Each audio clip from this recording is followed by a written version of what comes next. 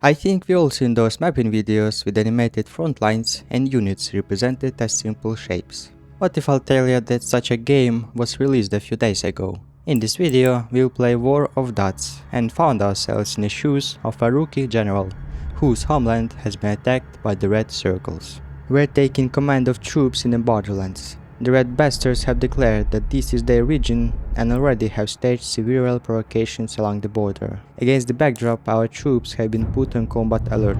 Subsequently, intelligence reported that the Reds were planning a new provocation in the south. This is our lands. Additional resources were sent to this region. Intelligence was right.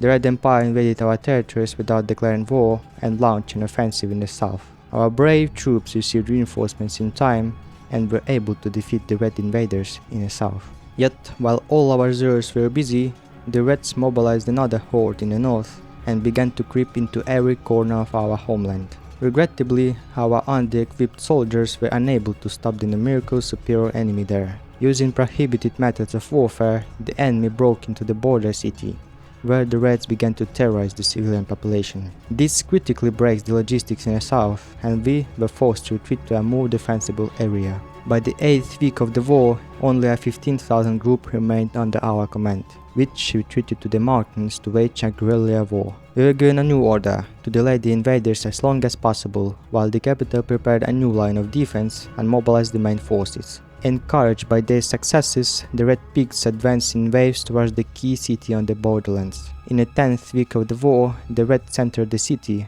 but these monsters were quickly surrounded and crushed. Wave after wave, the Red generals sent their exhausted troops into bloody assaults, but all they wanted was to get another medal.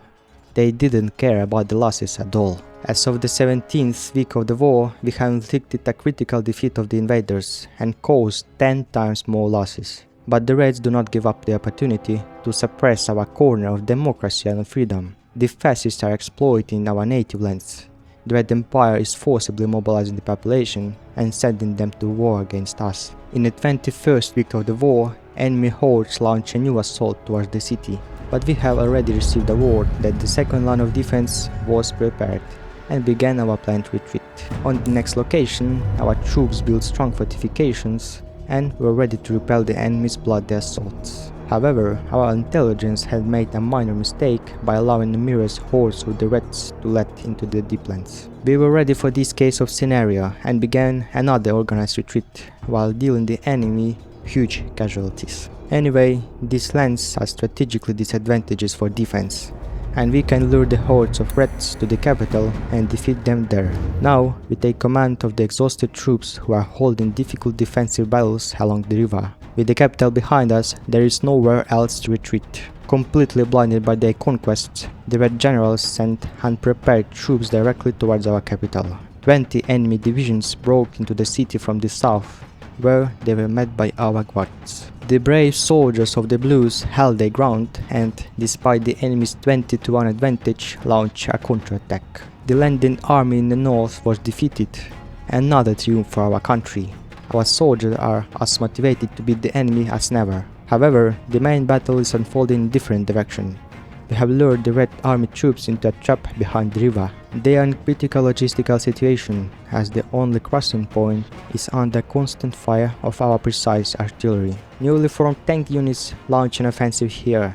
The enemy suffered heavy losses in the battles and was unable to reinforce its troops on the arch. Soon, our heroic soldiers liberated the arch city. The Red Empire is not going to leave us alone.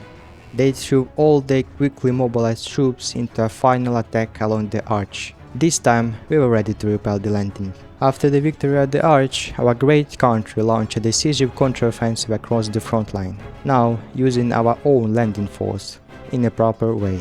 The occupiers were pinned down and crushed. The Red Reds began to flee in panic, leaving all their weapons behind.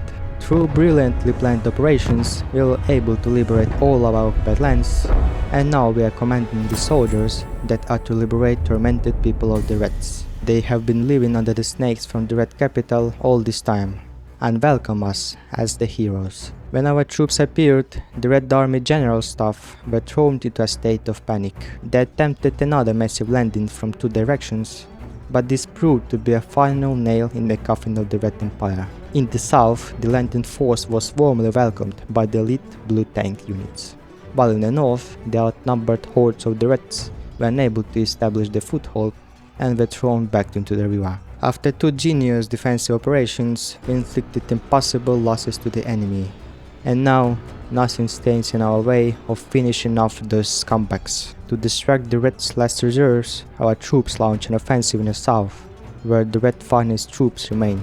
But those, realizing that the end of the war is near, are already abandoning their positions and surrendering en masse. At the same time, our marines crossed the river in the north, where they quickly established a bridgehead and broke their front line, hundreds of kilometers deep. Realizing that the war was lost for them, the Reds signed an unconditional surrender. Victory is ours, and the general is the national hero of the Blues. Thank you guys for watching, subscribe if you like what I'm doing, see ya!